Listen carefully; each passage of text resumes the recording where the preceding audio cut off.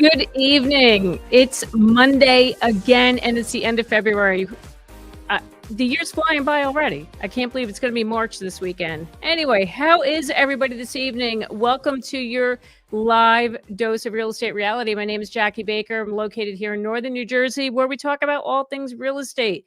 So, if you saw my post on my community page telling you about tonight's live stream, don't believe everything you see on the internet, right? Because there's all of this frenzy going on now about the DC housing market's going to crash.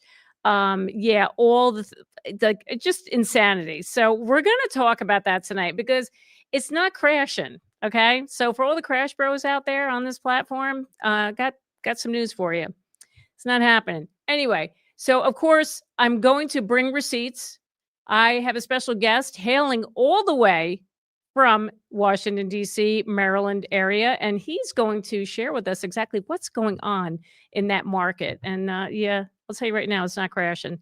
All right, please welcome my very special guest, Mr. Kevin Grolig. Hello, Kevin. Hey, Jackie. Thanks for having me this evening. Oh, it's a pleasure. Thank you. I'm happy to have you. This is like, I thought, and I know I asked you like last minute on Saturday because I'm researching this, and I'm like, Kevin and I just talked about this a couple weeks ago. I'm like, I need to have him on. So yeah, you and I talked a little bit about it on my live stream. Yeah. And it was before all the social media, came out and all the doom and gloom that came out last week about the DC market. So, last week I spent a lot of time returning text messages from people, both in the area and outside of the area, talking about just the crash. And I'm like, what are you watching? And then, of course, I start looking on X and I start looking on TikTok and I see exactly what they're watching. Yep. So, yeah. So I want to show everybody just really quick that what's been floating around out there. Let me just pull it up. Nope, that's the wrong thing. Bear with, guys. Here it is. So this is what's been floating around. You see this map? So this map, somebody blew this up. And it looks like there's like a gazillion homes that are coming that are coming soon that are going to be for sale. And this person went on to say, "Oh my gosh, it's the DC housing market's going to crash. Everybody's putting their house up for sale." And then let's look at the real thing, shall we? This is what it really is. Here's the real map. This is it. So that person took that map right there and zoomed in and made it look like that there's all of these homes that are coming up for sale. So, yeah, I don't think so. But I wanted to share, I wanted to get into an article about it. Realtor.com already talked about this. And Kevin, I just want to share this with everybody. I just want to, let's get into the real story, what's going on here. So it says Elon Musk's DOGE reforms aren't sending DC's housing market into a death spiral yet. I love that headline. Yet, despite panicked claims. Recent reports of the death of the Washington, D.C. housing market are greatly exaggerated, according to listing data and local real estate agents. In recent days, false claims have circulated widely on social media, alleging that Elon Musk's efforts to slash federal spending through Department of Government Efficiency have triggered a fire sale of homes in the D.C. area. One widely shared image used a mapping function on Realtor.com to show what appeared to be a huge proliferation of new listings in the D.C. suburb of Arlington, Virginia. However, the image was deceptively zoomed and cropped, with each listing icon covering more than a mile of distance on the map, falsely making it appear that nearly every home in the area is for sale. In reality, Realtor.com listing data does not show a dramatic shift in DC home prices or listing activity since President Donald Trump took office in late January. So let me see here. And now it goes on to say, although inventory is rising and prices are cooling in the DC area, those trends predate the election and are largely in line with national trends. DC is not a booming market, but it's not crashing either. This is from senior economist Joel Berner. It's really pretty average within a national market that's also cooling. Over the first 2 weeks of February, 2,829 homes were newly listed for sale in the DC region. While that might seem like a lot, it's just 9 more than the 2,820 that hit the market the same period last year, according to Bright MLS, their regional listing service that covers Mid-Atlantic. Realtor.com data does show that the total supply of homes for sale in the Metro DC is up about 40% from a year ago, but the overall supply of listings has also been rising nationwide for some time after home sales slowed last year to their lowest level since 1995. Listing prices in DC are down 3% from last year, but again, this is fairly in line with national trends, which have seen listing prices decline 1.4% annually so far this year. As well, roughly 5% of active listings in the DC area had price reductions in the first half of February, a virtually unchanged share from the same time a year earlier. So, Kevin. a lot to oh my God. So I think it was a kid on TikTok, right? That made that made this video saying that there was the market was going to crash. I mean, so tell us what's going on. What's really happening down there? Well, I mean, yeah, there's definitely a bunch of tools out there that, they tend to be mostly in their upper teens, probably in their parents' basement. I mean, Jackie, we're in our basement now, but it's our freaking basement. I know. It's our basement, but we're doing good things. We're doing good things here, Kevin. In our basement, but I think there's a lot of people out there looking to get clicks. I mean, like you said, you're exactly right. I mean, you had these maps and they were just blown up to make it look like every house on the market or every house on the block was going for sale. Yeah. You heard all the things like all the cockroaches are scurrying, they're running around, everybody's scared. And I'm not going to say for a moment that there's not some concern, uncertainty in the area, especially just because, the federal government, in our area, and I live in Montgomery County, Maryland, just suburb right outside of DC. But I think 10% of the workforce in the greater DMV area, and just so for everybody out there who's not familiar, DMV is DC, Maryland, and Virginia. We call it the DMV. I talk to people outside of the area and they think that I live at the Department of Motor Vehicles. Yeah. Completely different. I thought that. Yeah. We actually in Maryland call it the MVA, the Motor Vehicles Administration, just so people don't have two DMVs to worry about. But anyways, that was smart. So in the greater DMV area, we're not seeing any of this stuff right now. I think that article was perfect. I mean, we are definitely seeing a market that's been softening, but it's been softening for some time right now. But all in all, and I brought the receipts. I brought all the receipts, all the information, and for whatever questions I can't answer, I have the magic 8-ball here. So, we'll get everything answered one freaking way or another tonight. But but what we're seeing is, the DC market especially is softer. And in the DC market itself, you really have two markets in Washington, DC itself. You've got the condo market, and then you've got everything else. And the condo market has been soft for quite some time. Right. And I don't really think that DC has ever really completely rebounded from the pandemic. Then you've got, and really, the data that I pulled today were from the two largest counties just outside DC, which is Montgomery County, Maryland, which is where I live, and then Fairfax County, Virginia. And I've got all the receipts there. Those markets are still pretty strong. So. Okay. Let me ask you, the condo market, I'm curious about that. Why do you think that is? Are they seeing the same issues as like Florida and anywhere else that has a condo with HOAs? Is that the problem? I mean, did they have issues with assessments there?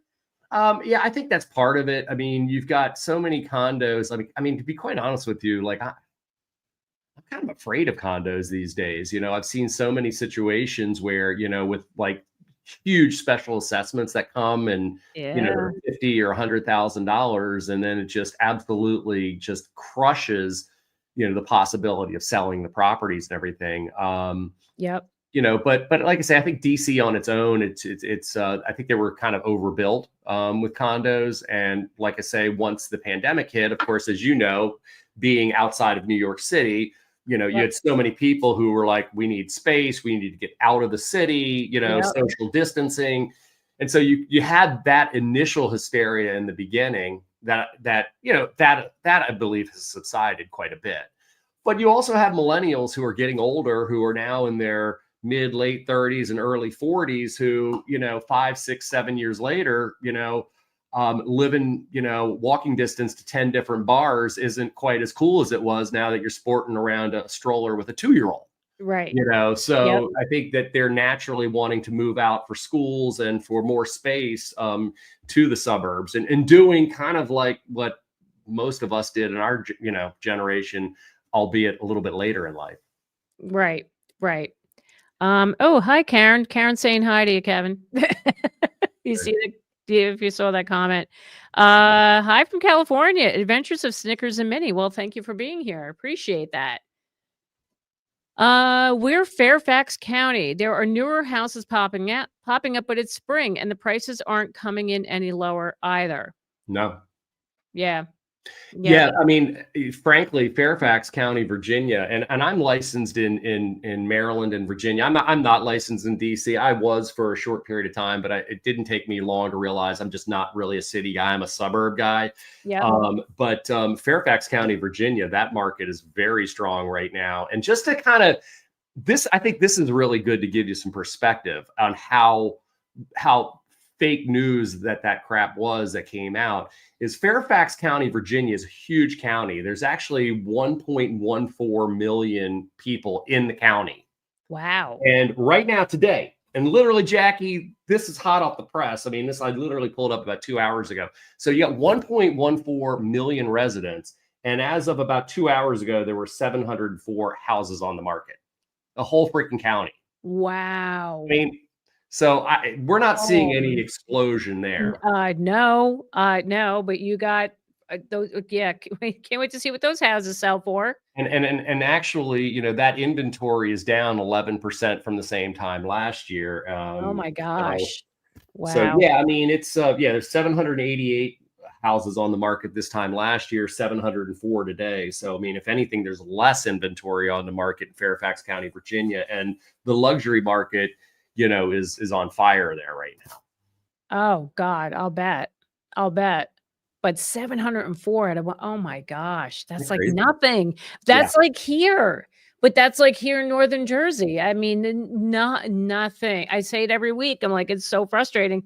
It's nothing's for sale. It's funny because it's like, you know, with all the clicky stuff that was coming out last week and the fake news and everything, I'm like, yeah, let some of these buyers that can't find any freaking houses and, you know, who complain nothing about anything but there's no inventory. Yeah, let them see that and they could easily debunk that one. Yep. Yes. Oh, hi from Las Vegas. Hi, MK. Thanks for being here. I appreciate it. Chicken soup for dinner. Where have you been? Oh my gosh, how are you? I'm so glad you're here. It's been oh my God, it's been a really long time. I'm so glad you made it. Good to see you. Love the channel. Love what Elon is doing for our country. Well, thanks for loving the channel. So, you know, listen, some people love what Elon's doing and some people don't, but you know, we're all going to have to see how that shakes out, right? Yes, condo soft. Condo market's soft everywhere. Like I said, because of the assessments and like so down in Florida, I have a good friend, Paul Likens, who's down in Palm Beach, and he just listed. It's so funny. One of my clients from here in Jersey, they had their parents' condo down in Stuart, Florida. So I referred that to Paul. Paul just put that on the market, and he said, you know, it's tough. In Florida, it's like 8 months. Yeah. Days on market, 8 months. Oh my God. Like it's bad. Yeah. In DC right now, it's a 5.5 month inventory of condos, but the single family townhouse market is more like 3.5 months. Yeah, but you know, so here's the thing. There's two sides of this, right? Because you think, oh my God, it's like taking forever to sell, but 3.5, 5 months, 6 months is a balanced market, right? So we have not seen that in 5 years almost, right? It feels that way. It is that way. 2020. We're in 2025. Hello. So yeah, I mean, to see that, when people say that, oh, it's taken 5 months to sell. Well, like that's how it was before all this happened. So it's kind of, I like to see that. I welcome that. I just wish we need more inventory. That's the thing. Yeah. Azia, I hope I'm saying your name right. Please forgive me. I don't know about the Indianapolis market, although I do know it was hot for a while. I don't know about right now because it is still one of the last like really affordable places to live in this country. As of right now, I don't have that information, but it was pretty hot for a while because the homes are very cheap there. I will say it does feel like cash buyouts have slowed a little bit. Yep. It depends on where you are. I'm in Northwest Florida, and houses are not selling fast here either. Yeah, I know. I'm hearing about that in Florida. Hello, Maggie. Yep. Sorry, go ahead, Kevin. I mean, Florida, no question, has definitely slowed down, but I think a lot of like the Sun Belt states are feeling the crunch right now. Yep.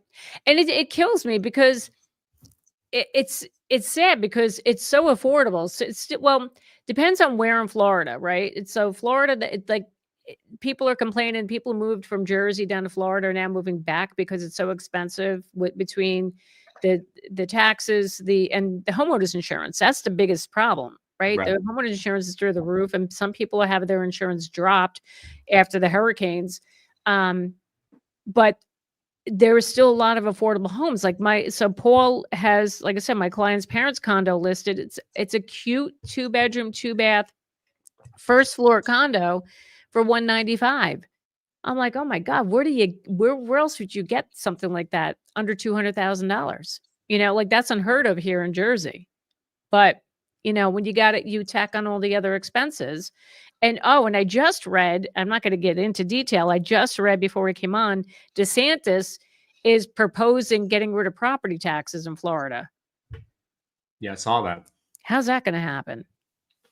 I mean, that's great and all, but how are you going to fund all of the infrastructure and the services and something? It's got to come from somewhere. So, but Long Island wife here in Smithtown, no houses on the market, only flippers snagging and selling for $1 million after the flip.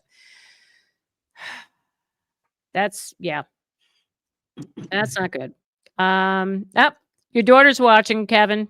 Uh-oh. I told her I'd be on. Hi, Kristen. Nice. Seems like people only talk about Montgomery County, but not Prince George's. Do you have any information about that, Kevin? Yeah, actually, I saw that, and I mean, that is true. I mean, Montgomery County definitely tends to get more pub than Prince George's County. I don't have direct statistics on Prince George's County. I didn't pull that because, like I say, I couldn't pull everything for the purposes of the live stream. But I mean, the market it's interesting because I do have a property that I'm going to be going out to next Saturday, talking about listing it. I definitely see a slower market there. And I think that also that is going to be a market that's going to be kind of hit a little bit harder also because to the person's point, I mean, there's a lot of federal workers. There's also a lot of military in that area. So, and once again, I do most of my business in Montgomery County, Maryland. So I certainly track it a lot closer than I do neighboring Prince George's County. But just in doing the research, and this is a very small sample, but just in doing the research for that property, I mean, we were looking at like average days on the market at 60 and 75 days, where Montgomery County, we were looking at closer to 20 or 30 days average days on market. So, okay.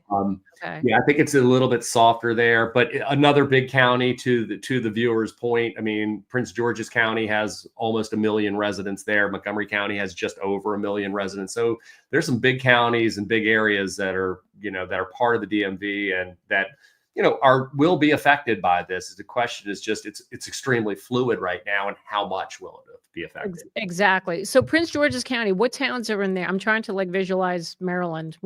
So I mean, the best landmark I can give you would be College Park, which is where the University of Maryland is. Okay. So University of Maryland is in Prince George's County. Okay.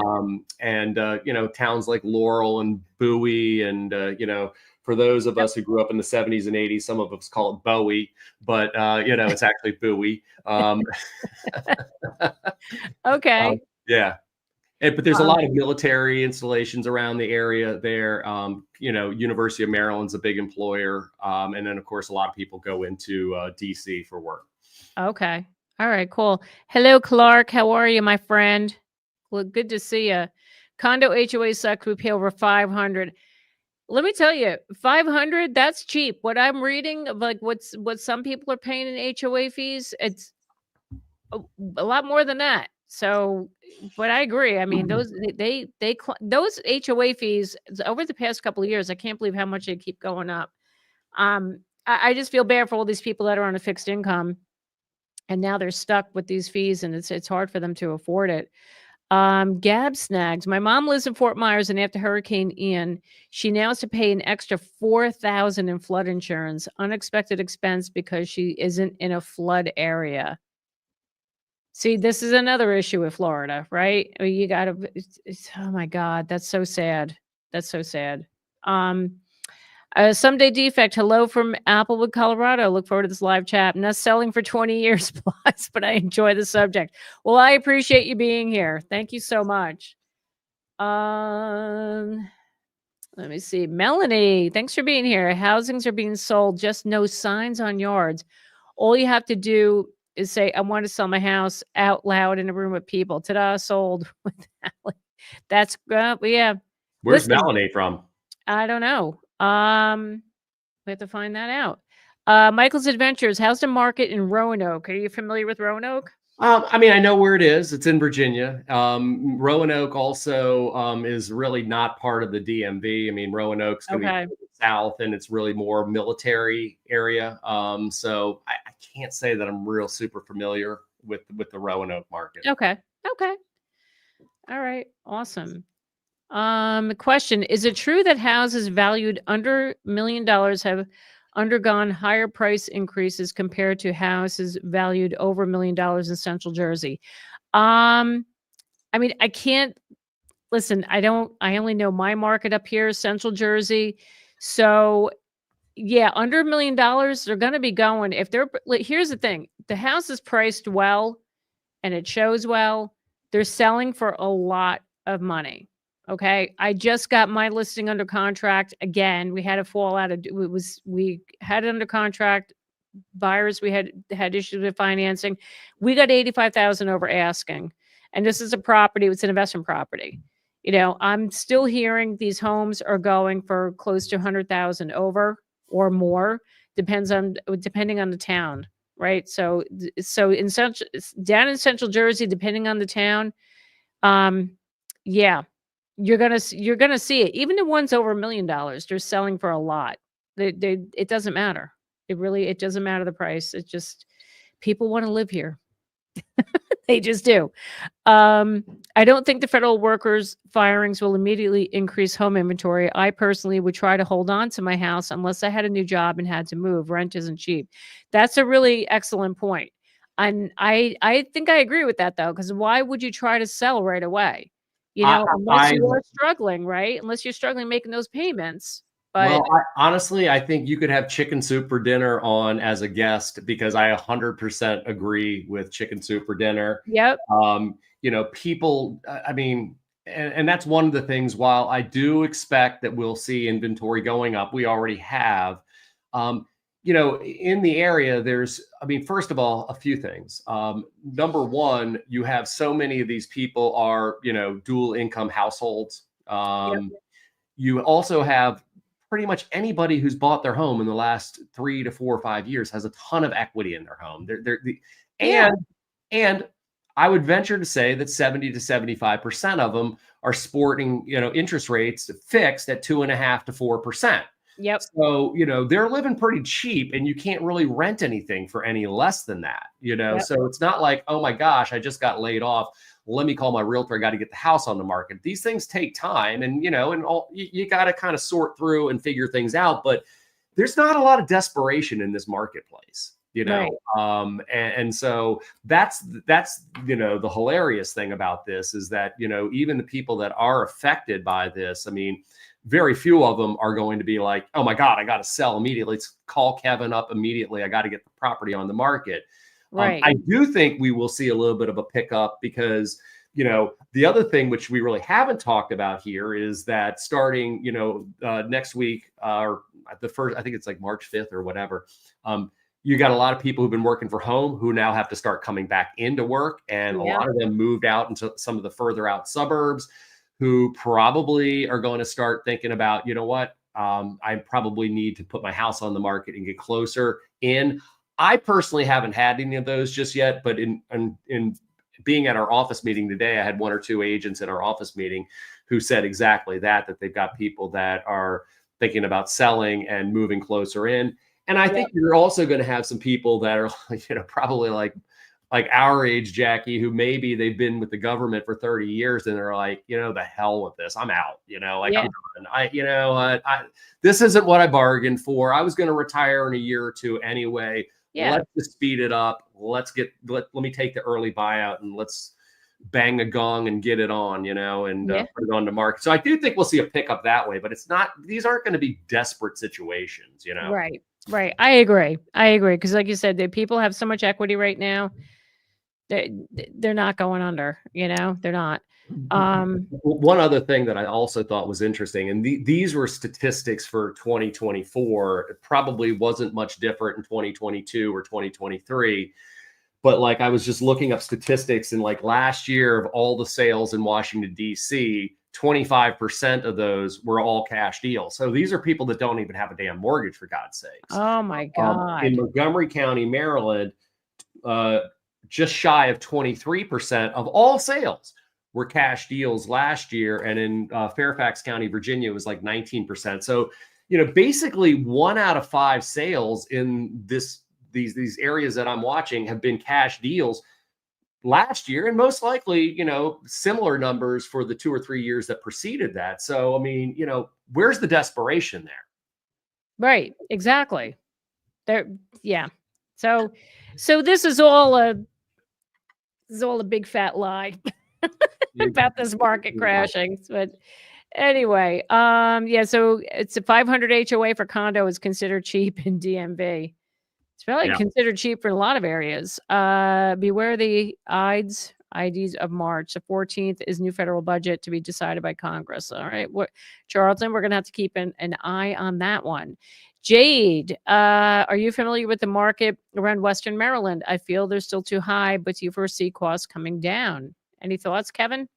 Well, my only really knowledge of the market of Western Maryland is there's a vacation area called Deep Creek Lake, which is in Western Maryland and kind of borders like West Virginia.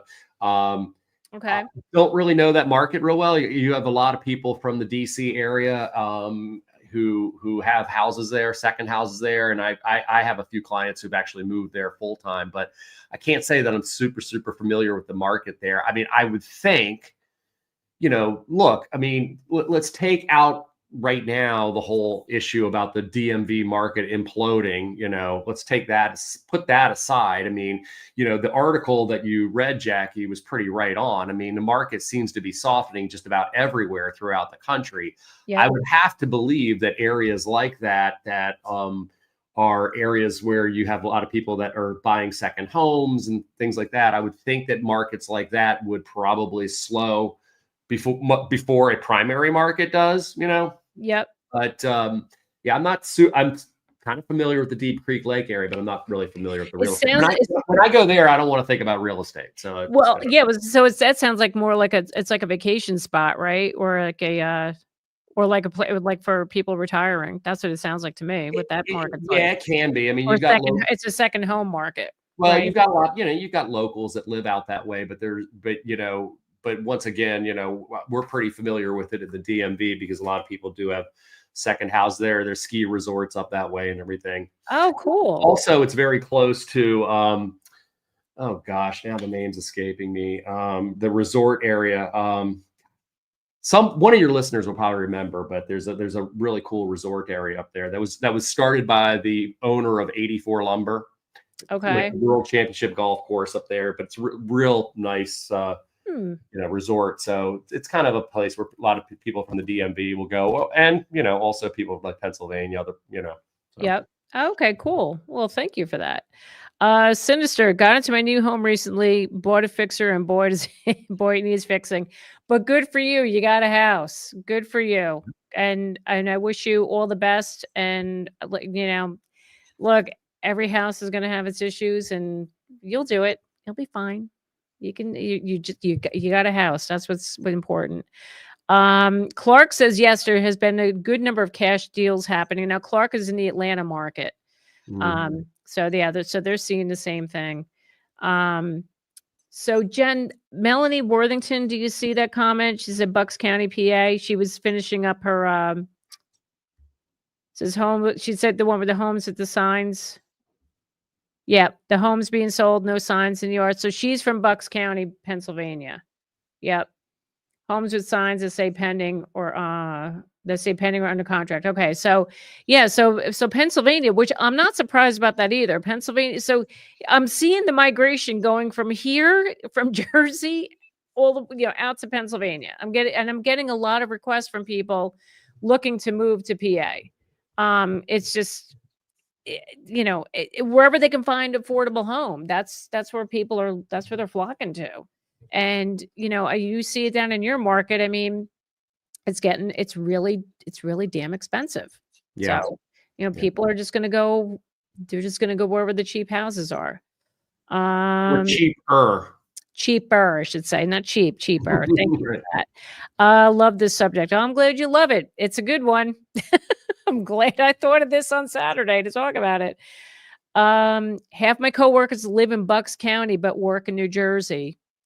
It's so funny. My husband, he works in Bayonne, New Jersey, and one of his coworkers commutes from PA. It's a 70-mile drive one way.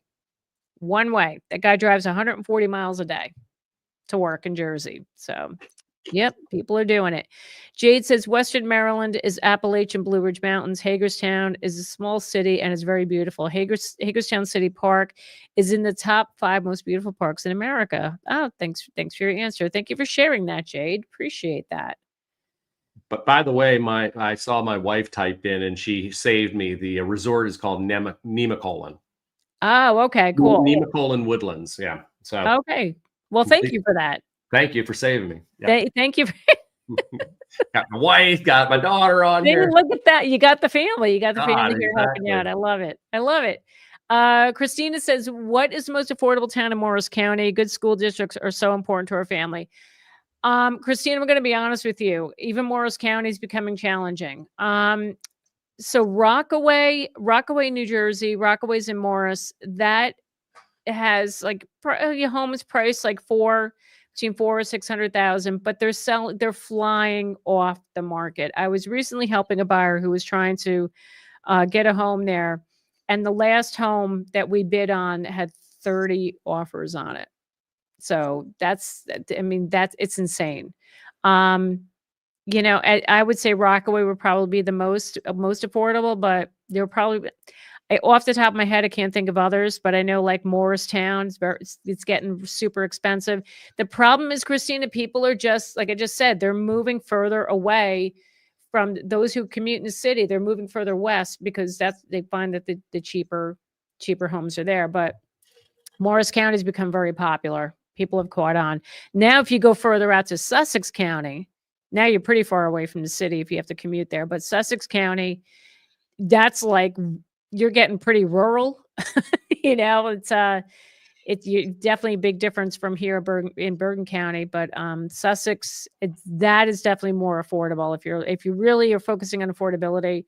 And Sussex County, they also have decent schools. What I will tell you, and I tell all my clients, all my buyers, I'm going to tell all my viewers, if you're researching towns, school districts, please go on this website, niche.com.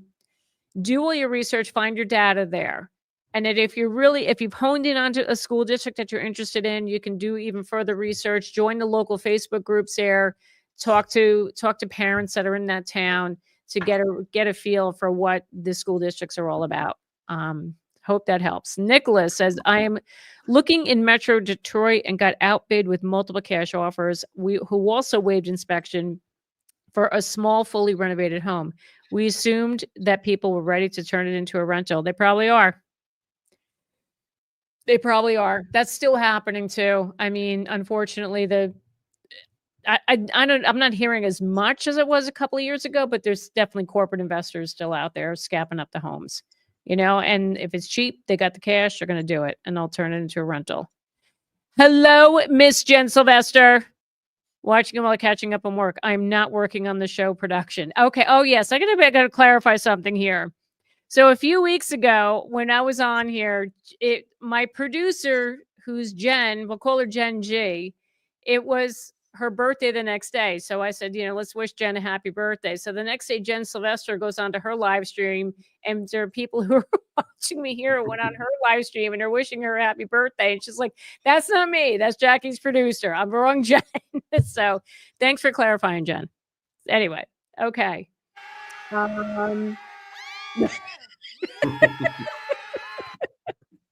Thanks, Jen. Now we got the Jen sorted out. Everybody knows.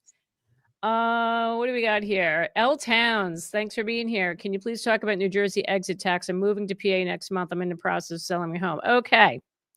Talked about this. Actually, maybe I'll just pull it up on the screen too. Talked about this a couple of weeks ago. So what it is, we're going to withhold when you sell and you're moving out of state. Let me pull it up. Here we go. They're requiring you to hold on one second. Bear with me, guys. Bear with. You have to withhold a certain amount of the sale. So do you guys see this now? Okay, it says here, the New Jersey exit tax requires you to withhold either 8.97% of the profit or capital gain you make on the sale of your home, or 2% of the total sale, whichever is higher. So what's going to happen is when you close on your home, they're going to withhold that amount, whatever that is, whatever number's higher. And then when you go to file your taxes the next year, let me just stop sharing this. When you go to file your taxes the next year, you have to file this New Jersey. I don't know the name of the form. I'm not an accountant. That's my husband's job. I don't know. I don't do that stuff. I don't do taxes. There's an out-of-state, like a New Jersey, like out-of-state form you have to file with New Jersey with the and then they'll keep those taxes that they withhold. We have the same thing in Maryland for non-residents of Maryland, that there's an 8% withholding, and it's 8% of whatever their net is. So if they net $200,000, it would be $16,000 for non-residents of Maryland. Yeah, Delaware does the same thing. I think they did that to us too. We sold our investment property. They had the same situation, but this is for people who live here. It's not even a non-resident. Like it's somebody who lived here. Dang. And they're gonna. I know. Yeah, that's aggressive. That's aggressive. Well, welcome to Jersey. This is how we roll up here. They get you for everything. Zenyatta, with reports of credit card debt pushing all-time highs, people buying homes at high interest rates, and ARM loans ticking up again. Thoughts on these factors leading to a correction? Well, listen, the ARM loans, they are picking up a little bit again, but they're not like what they were back in 2006 to 2008. They're not like that at all. The regulations to get a mortgage now, the rules, they've changed, and there's very strict guidelines to get your loan approved. So I don't see that happening. What's going to correct? I mean, we need more inventory, and the price. So if inventory comes up, you have more competition. That should level out the prices, because this is the problem we're having: is too many buyers and not enough houses. That's what's causing this nightmare that we've been in. I don't mean to be so negative, but it's very frustrating for a lot of people because they can't, they're going in, you see in the comments here, they're going in, they're bidding on these homes, and they keep getting outbid because there's not enough inventory for sale. So that's what I have to say about that. Christina, you're so welcome. I appreciate you being here. Fairfax County. My TH is pending after 2 days on the market. Oh, townhouse, I assume. Townhouse is pending 2 days after all cash, no inspection, no appraisal, 23,000 over list. Closing next Wednesday. Buyer will rent it. Sounds like the market's tanking. Yeah, yeah. It's there. It is, Kevin. There's your sign. There it is. It's crashing. Congratulations, though. I mean, but yeah, well, that's what we're seeing in Fairfax County, and God. Yes, it is criminal, Sinister Spatula. It is criminal. And that's, that's how we do things here. Move to Central Texas, plenty of homes to choose from. Prices are depressed. Yes, Leslie, I've been hearing that a lot. I've heard from a couple of people from Texas. I had people reaching out that that want to, they need a real estate referral, real estate agent referral.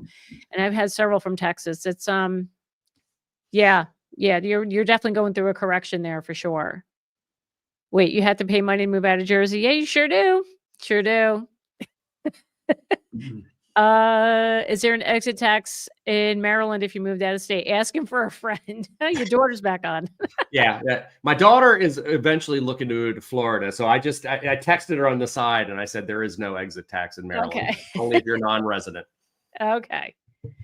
During these times, how are potential buyers doing with the contingency of selling their homes? That is an excellent question.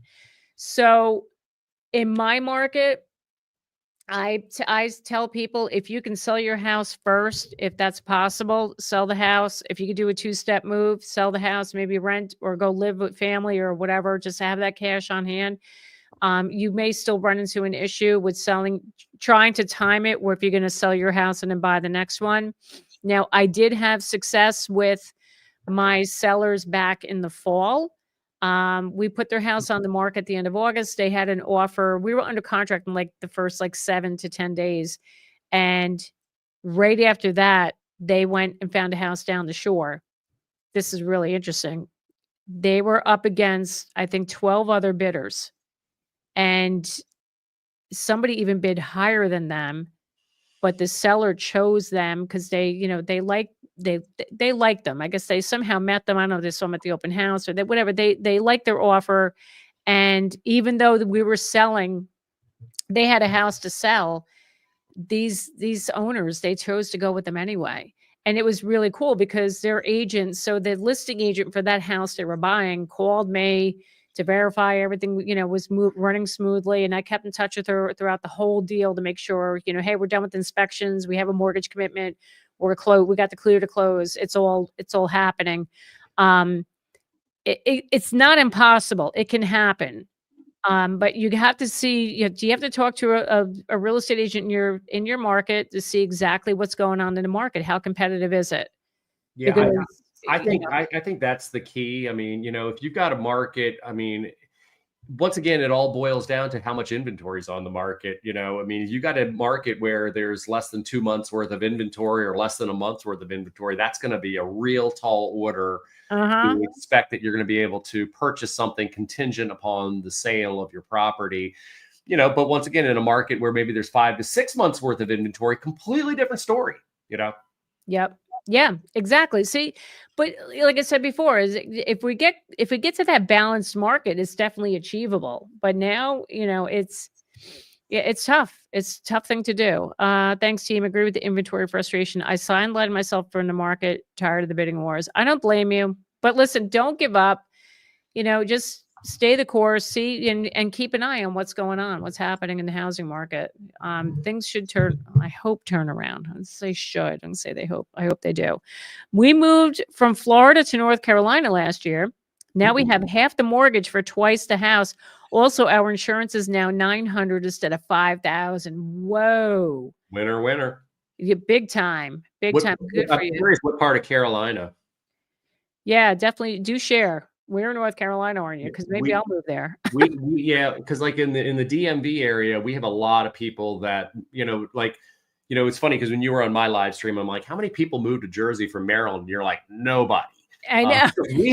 We have a lot of people from Jersey that live here. But a lot of our people here are now starting to move down to the Carolinas. The weather's a little bit better. The homes are a little bit newer, quality of life a little bit better, but like Charlotte and that kind of that Raleigh Durham area, is a big hotbed for DMV people to go to. Yep. Yeah. He said in Hickory. He bought in Hickory, North Carolina. Right. All right. Cool. Thanks for sharing that. Yeah. Here we go. We just moved to a home in Burlington County, New Jersey. Our sellers were buying, but their seller's deal fell through. Our buyers went to an apartment so they could sell to us. They have 2 months to go. Oh my gosh. Talk about a domino effect. Our sellers are buying, but their seller's deal fell through. The buyer. Oh my God. Talk about a jeez. Yeah. Well, it's a good thing it's all it's all working. You're so welcome. Thank you for being here. I really appreciate it. What else? So yeah, I think we're good. So Kevin, like the one I forget who commented, but talking about, if people are going to be getting laid off. Oh, chicken soup for dinner. It was thank you. Just remembered that. So when she commented about that before, that, even if people are going to be losing their jobs, they're not going to be so quick to sell. Right. Right. And I mean, I think that's goes for whatever market you're in, but I don't. I mean, yeah. Thank you, Jen. Thanks for bringing that back up. Yeah, I mean, locally, I expect to see the inventory increase because once again, I mean, there's I think it's going to be more from buyers holding back more so than sellers throwing the homes on the market. So if buyers pull back and every home's not selling in 3 days or 5 days, and now all of a sudden it's 30 to 60 days, well, then inventory just naturally builds up over time.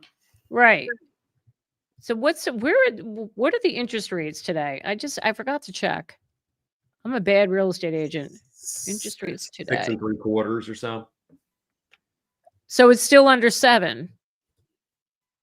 Yeah, I'm seeing here, 6 point for 30 years, 6.94. So it's just under 7%. Now, I don't think they're going to come down. They're not going to come down for a while, the interest rates. I think they're going to hang out here for a long time. That's my feeling. And not that we're not going to get any help from interest rates this year. I mean, in my conversations that I'm having, especially with home sellers, is, like I was really bullish on 2025 in November, December, even into January. But, I mean, because if you go back to like October, November, there was talk about 5 rate cuts and this, that, and the other, and we probably going to be 5s or whatever. That's not happening this year. I mean, nobody's predicting that. And then, of course, with all the other stuff we have going on here locally, I'm not being super cute when it comes to pricing homes and throwing a lot of fluff on there right now. I think we're going to see things soften a little bit. Yep, definitely. Tam says, I keep seeing talk of a repeat of 2008. Is the market heading for a big correction? Listen, in some parts of the country, there's a correction. I wouldn't say a huge correction like 2008. I don't think we're going to see a 2008. And if you're watching Crash Bros here on YouTube, be careful with that information because they like to talk about the housing market crashing. It's not crashing. It's not. I think the big difference between, because you hear that all the time. I mean, but in 2008, like I was in that market, and you had people buying $600,000-$700,000 homes who, with stated income loans, where they just said, yeah, we make $150,000 a year. There was no checking into it. I know. 100% financed, interest only. Hell, there were some loans that were negative amortization, where you actually had a choice of, you could pay a high payment, which would be fully amortized, pay a lower payment, which would be interest only, or pay something even lower, where you're actually adding principal on top of the loan. And so you had so many just, bull crap loans for people that, frankly, never should have been able to buy a house. And today, I mean, every home that I've sold the last 10 to 15 years, I mean, we're talking about people who have good, solid credit scores, good income. 95% of them have been fixed rates, that aren't going to be bouncing all over the place. So, I mean, just simply right there. And to the point we were discussing earlier, I mean, if you've been in your home 2 or 3 years or longer, you've got a ton of equity, and most likely a low interest rate with with something that's not going to be going up. So I don't see that happening, Yeah. No, definitely not. And they've been saying this for the last 5 years. It's going to crash, but no. He got a 15 mortgage year, 15-year mortgage last year at 6.25. Good for you. That's great. We're paying 50% more to pay it off in 7 years. Excellent. Good for you. That I love that. Leslie has a question. With the Norris settlement, are you seeing commission percentages decrease? Me, no. I have not. For the most part, people, sellers are still offering about, it's typically 2%. I don't really see 2.5 offered anymore, but it's 2%. One rare occasion I saw, I'd heard that there was a house on the market. I think it was in my town, and the seller wasn't offering to pay anything, and that house sat for a long time. So that's what happens because the buyers don't want to pay the commission. Now, just a reminder, if a seller is offering 0, you can ask them, you can write that in your offer and ask them if they could pay the commission that you owe your buyer agent. So, but no, honestly, Leslie, I haven't seen that much.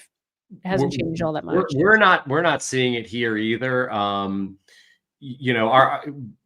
Once again, commissions are negotiable, everybody, but typically here, you're seeing roughly in the 2.5 to 3% range, for buyer compensation, for buyer broker compensation. Right. And what I'm finding is just my rough estimate is I would say that probably 75% of the people, sellers out there are offering that.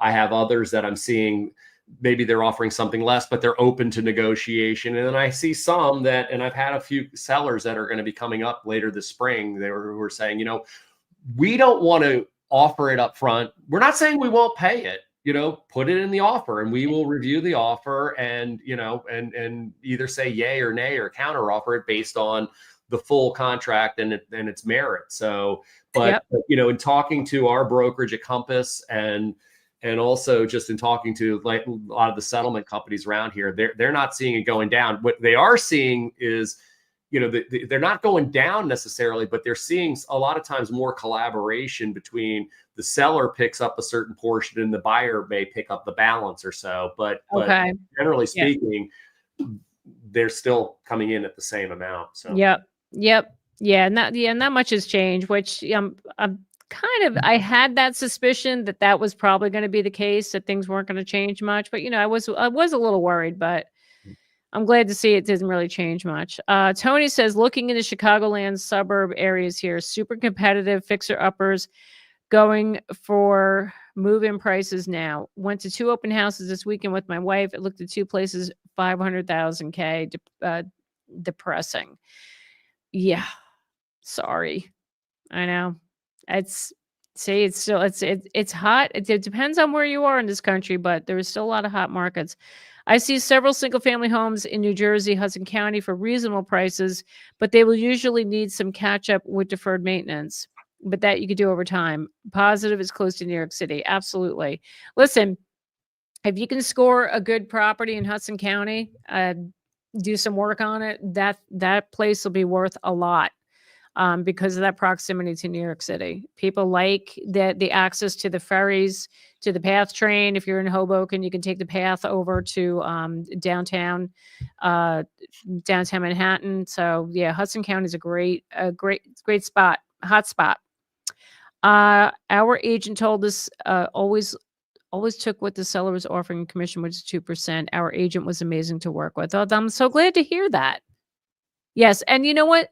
Listen, every agent's going to be different. Now, Kevin, I don't know like how you work, but like I kind of feel that way. If the seller's offering me, even if they're offering me less than what I have an agreement with my buyer, I'm going to take it. I'm not going to nickel and dime. I'm not going to do it. Because I don't feel right about that. It's okay. Yeah, I agree. I mean, I've been put in that situation before. I mean, because to me, it's like, look, we all go to work. We all, to we all need to make money to pay for our own houses and feed our families and everything. But at the same time too, you know, and I know you feel the same way because you and I have talked about it. I mean, this is a relationship business, and ultimately, you know, we're never going to retire on one transaction, you know. Ultimately for me, it's kind of like, if I feel like, you know what, it's an investment in the relationship. So if I have to take a little bit less just because to make it easier for those buyers, you know, the chances of them coming back later down the road, better than that, even referring people along the way, is going to be much better than if it's like, no, you know, you really need to write me a check for the difference. Now, it's different if you go to a house and the seller is only offering you a Starbucks gift card for $5. I mean, that's a different story. I mean, we can't work for a freaking Starbucks gift card. We can't. I mean, this is a for-profit business, but to you know, to his point, I mean, that's a very good agent that was willing to just take what the seller offered. However, they're only offering $500. It could have been a different story, though. You know. Yeah. Exactly. Exactly.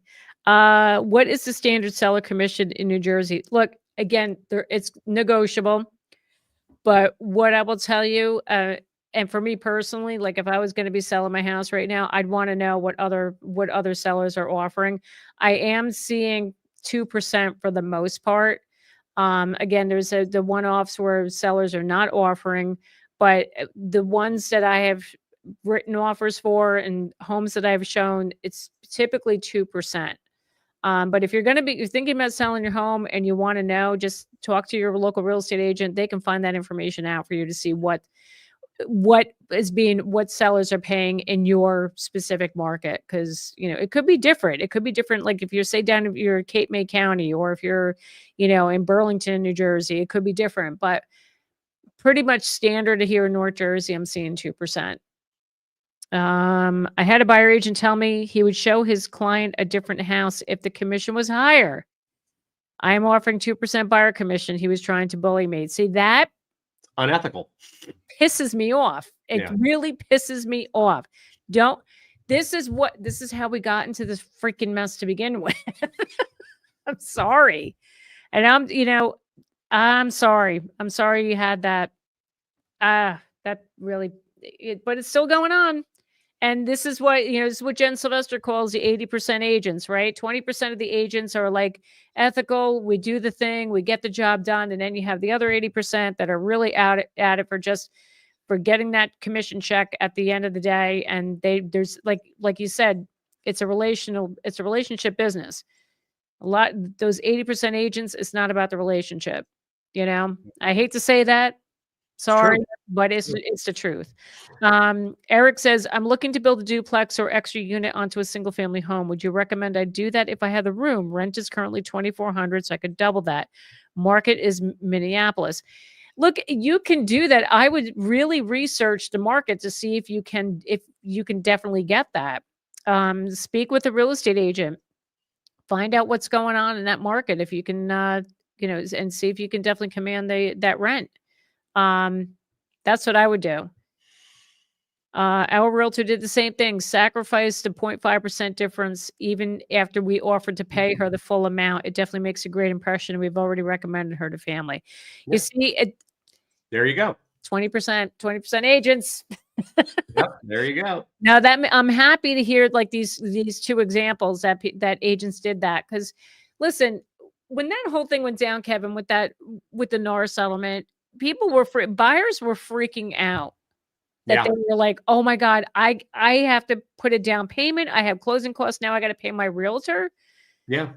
They were scared. And, we have to do the right thing by them. It's so hard for these buyers, not only to competing for the house, but just to be able to pay for the damn thing. Right. So, you know what? Do the right thing. I'd like to see more stories like that of where, where agents are doing that. So, so any other thoughts about your market down there? Are you optimistic for the spring?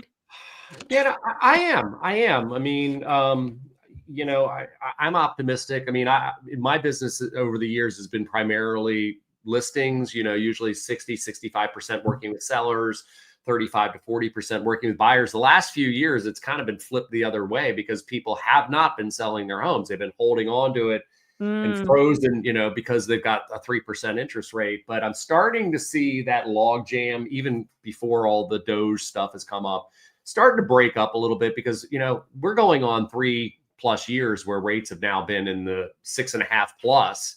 Yeah. And people are just like, I got to get on with things. I love this freaking 3% rate I have, but I got to get on with my life. And so we're already starting to see that iceberg kind of breaking up. So I've been getting a lot of calls from people that are, selling for good reasons. They're relocating, they're retiring, they're downsizing, they're upsizing, whatever. So I'm optimistic about it. And I think also the thing that I'm optimistic about, Jackie, because you and I have talked about it, it's just balancing things out a little bit, Yep.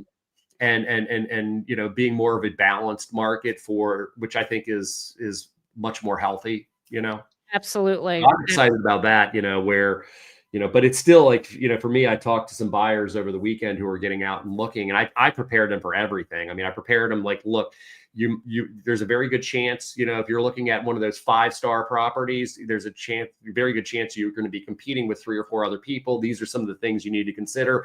But then again, if we find that property has been out there for 2 or 3 weeks and it's kind of languishing, we might be able to come in and do this, but just be prepared for anything. But the conversation for the better part of the last 5 years for buyers, it's just like, I hate to say it, you just have to, in a loving way, just really, it's tough. You got to kind of lean on them some. Otherwise, as much as you and I like to be protective of everybody, I wish I could wrap all of them up with bubble wrap and make sure that they're all nice and comfortable. But if you're just trying to make them nice and comfortable, the only thing you're really protecting them from is buying a house, So yes. I think it's going to be a little bit easier this year, which is good for everybody. And I think it's also good for sellers to have to, just like everybody else out there, let's get your house cleaned up here. Let's price it where it really needs to be. And because you're going to have to compete now. It's not just, throw it out there at any price, at any condition it sells. So I'm excited about that.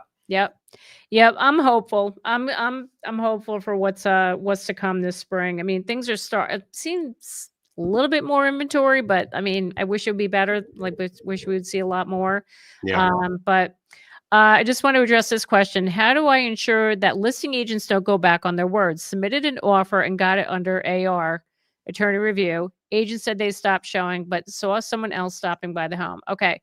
So I'm assuming you're in Jersey because you said AR, attorney review. Here's what I would tell you. With here in New Jersey, the seller still has the option to show the home during the attorney review period, which is typically 3 days, 3 to 5 days. Okay. But if the agent told you that they would stop showing, then they should have stopped showing. But the other thing I would tell you, you can't control people coming to go look at the house. I just had this happen to me over the weekend where the seller and here now, I don't know how you do it down in your market, Kevin, but if a seller wants to stop the showings, they have to sign a document and we have to put that document on MLS. So if they say we're done, we're done showing, they have to sign this document to show that they have requested no more showings. They either accepted an offer or they're reviewing offers, or there's several reasons, but that's the number one reason. If they're overwhelmed with offers and like, you know what, we can't show it anymore, they have to sign this document. So that's probably an agent in North Jersey. Okay. So that's probably, so I would check MLS to make sure that the no further showings form is on multiple listing. Okay. Because if they're saying that they're not going to show it, that seller has to sign that. Is there any protection for us as the buyers? I'm in Parsippany, so it's super hot and people come in with crazy offers. Listen, I'll tell you, you just got to get out of attorney review like as fast as possible. You got to get that house under contract. Look, it happened to me a few years ago. So it was smack middle of the pandemic. I think it was 2021. My clients, I got them an offer. I got their offer accepted.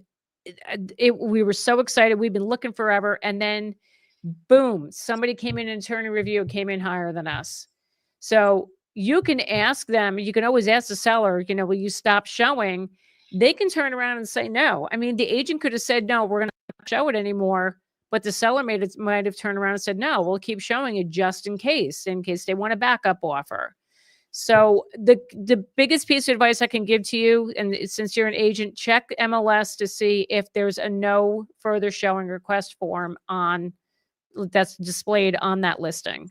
And if it's not, then you can go back to the agent and say, what's going on? Are you not showing it? Where is the form? And no further showings. So that's my story, and I'm sticking to it. Hey, Jackie, in New Jersey, is there any regulations with an agent, you know, like say a buyer's agent, wrapping the seller's house in crime scene tape? No, why? Where'd you hear that?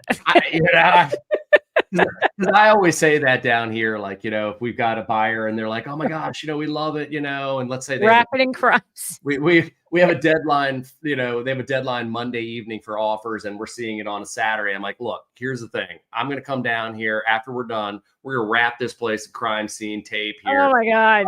Of course I'm joking, but I actually do have some crime scene tape in my car that I got from a cop just to kind of show them. And they're like, you're kidding me. Like, you do that? And I'm like, no. Maybe. Oh my God, I'm telling you, we'd probably get reported to MLS with we pulled something like that. I mean, agents here up here, some of them are brutal. Thank you. You're so welcome. Good luck. I really hope you get the house. 0 open houses last weekend in the town I'm looking in. Hundreds of buyers. Yeah, listen, sometimes sellers just don't want to do it. They don't want to do the open house. They know they're going to have like a ton of people coming through their house. So you just got to schedule a showing. You're going to have to schedule a showing with an agent. When can I get rid of PMI in my home if the value has gone up since I purchased it? I thought there was a period of time. I thought it was like after 8 years or something. I don't think so, because actually, that's a great question. You have to have so much equity, but you have to have a certain amount of equity in the home. I actually did that on my house about 1.5 years after I purchased it. So we put down 10% on the property, and then, you know, the values, we bought in 2021, the values exploded. I mean, it went up about 25%, and like literally 1 year, 1.5 years later, we had it reappraised. You know, by that time we paid it down a little bit, but it had gone up a ton in value. And we had to get it reappraised, but then we had the PMI dropped, and which was a huge savings, like, you know, $250, $300 a month. Okay.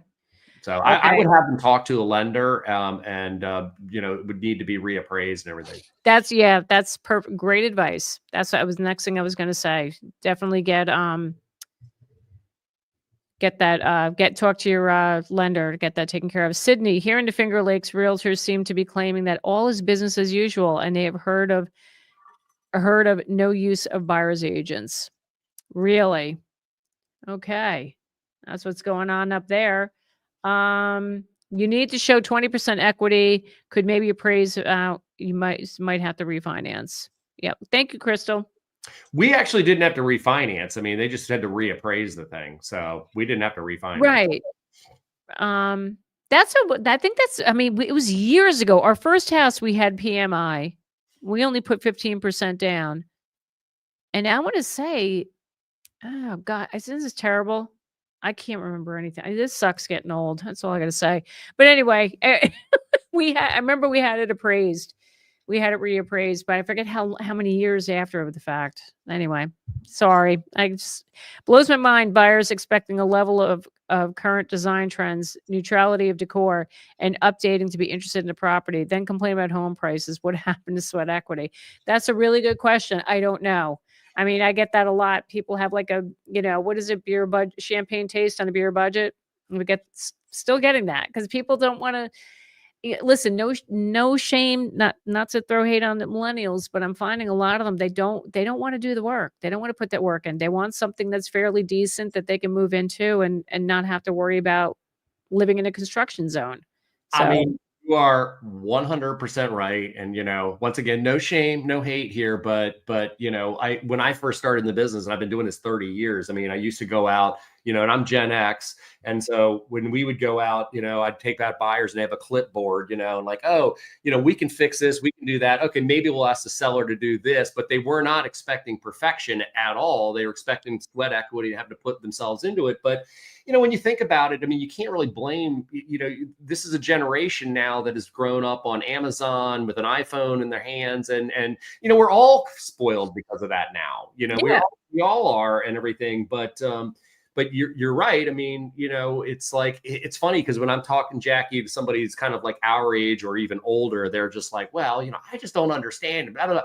And I say, well, here, let me just kind of tell you, you're 62 years old. Your buyer is going to be half your age, and they've grown up on Amazon. They're millennials and everything. They're like, oh my God, you're right. And then all of a sudden it kind of makes so different. Yep. They're not put them, they're not going to put a lot of time and effort. They're going to move on, Yep. So yeah. Yep. Why do some lenders require 30% equity for a second loan? Charlton, I'm not a lender, so I really cannot answer that. Sorry about that.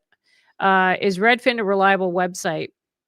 I mean, as far as listings, yeah, I mean, whatever you see on Zillow, Realtor.com, you're going to see it on Redfin.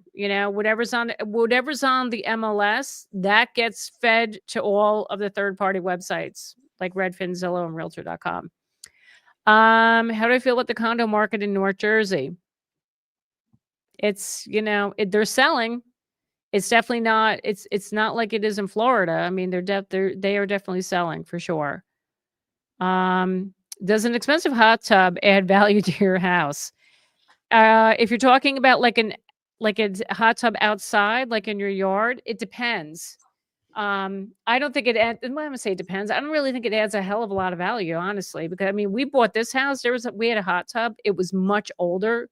The sellers left the hot tub. I got rid of that like a week after we moved in. I called 1-800-GOT-JUNK and they took it out. So I would say it depends if the hot tub's in the front yard or the backyard. Okay. I'm just joking. Okay. The front yard is gonna. You have hot tubs in the front yards down there. What do you guys do? Some areas maybe. I'm a millennial and I bought my home while pregnant. There was no way we could have handled something that needed repairs right away. That I get. I totally get that.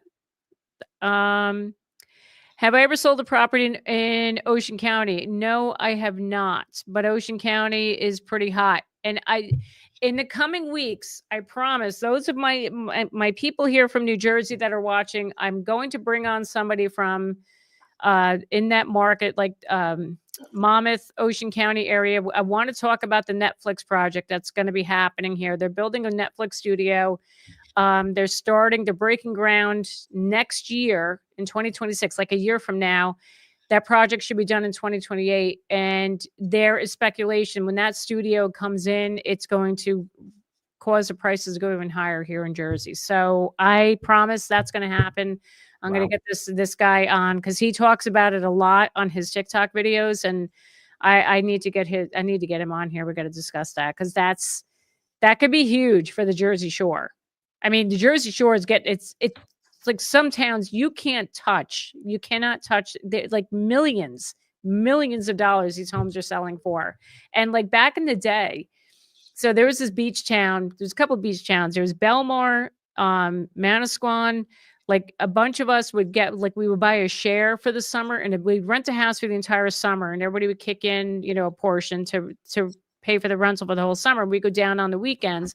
And these were like dumpy homes, and we go to these dive bars and, hang out on the weekends. We go to the beach and we go to the bars at night. And these towns, I was looking, I went on Zillow the other night and it's like in Belmar, there was homes selling for like $2 million.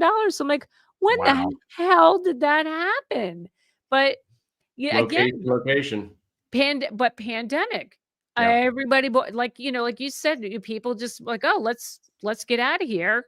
Let's go live down the Jersey Shore. And it just drove the prices up. So, yeah. So saw a house on Zillow, but my realtor can't find it on the MLS or any other site. What does that mean? That's weird. They may not be looking in the right MLS. I mean, that's really bizarre. I have no idea. It's not a for sale by owner, is it? Because if it's for sale by owner, you're not going to find that on MLS. I mean, I've had buyers that I've worked with in the past who find, we'll set them up on our own search portal and everything. And usually they're still also going to keep their search on Zillow or Redfin. That's fine. I don't care. But I've had plenty of times where buyers have said, well, how come your portal didn't have this property? And then I look it up. It was on Zillow, and I look it up and I'm like, that's because it sold 6 months ago. And if I were to show it to you, I'd be a thief. So right. I found with Zillow, sometimes like they tend to be really good on the upload, like when those properties go on the market. But I have seen properties that go pending or then that close that still hang around there from time to time. It seems to be rare, but I've definitely seen that happen and had buyers of my own who've questioned me about it. Okay. I don't know. Yeah. We bought a house in need of remodeling. We only got it partially done. When you have kids, other unexpected expenses keep popping up. Yes, I hear you on that one, Ann. Gab says, not looking forward to having the Netflix studio here. I know, I'm sorry. $1 million in Belmar. Yes, $1 million in Belmar. Who would have thought? Who would have thought? Minnesota market, they're building expensive houses around my house for double what my house is worth. Is that bad for my home value? $2 million homes around me now. Nope, it's not bad at all. Not bad at all. It's not bad at all.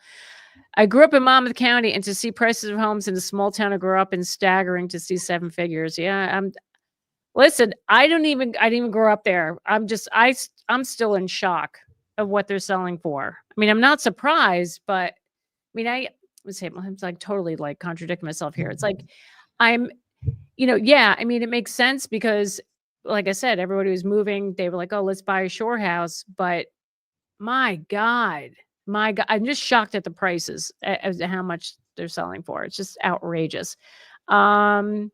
Okay. So I sold my 2-family a few years ago. I think I made a mistake. I wanted my wife family out. Now I have around 400,000, but wondering, should I invest again or keep it? I think you're saying keep it in the family. Yeah, keep it in family. I'm trying to understand what you're saying. Sorry. One family, but now I have around 400,000. Wondering if I should invest again or keep it in the bank. I'm like, okay, that's what you're saying. Listen, that's up to you. That is totally up to you. How you want to, listen, I'm not a financial advisor. I'm not an accountant, anything like that. I mean, you got to look at your financial situation and see what works best for you, whether you invest that or let that sit in the bank. What else we got? Let's just do a couple more, Jen. Are HOAs still growing or are most new developments turn over to local government? No, all the new developments that I've seen, like, we were talking about Delaware before, they all have HOAs. And even around the country, like, I have friends that are in South Carolina. They're all HOAs. I think this is the thing. There's virtually nothing in our area that's been built in the last probably 40 years, definitely the last 30 years. It's not HOA. I mean, in the DC area. Yeah. Yeah. They're not going away. Yeah. What are the main disadvantages on selling a 600,000 range house with Redfin in Northern Florida? I can't speak to the Northern Florida market. What I would do, I talk to a Redfin agent, but also interview agents from other brokerages and get a full understanding of what they're offering.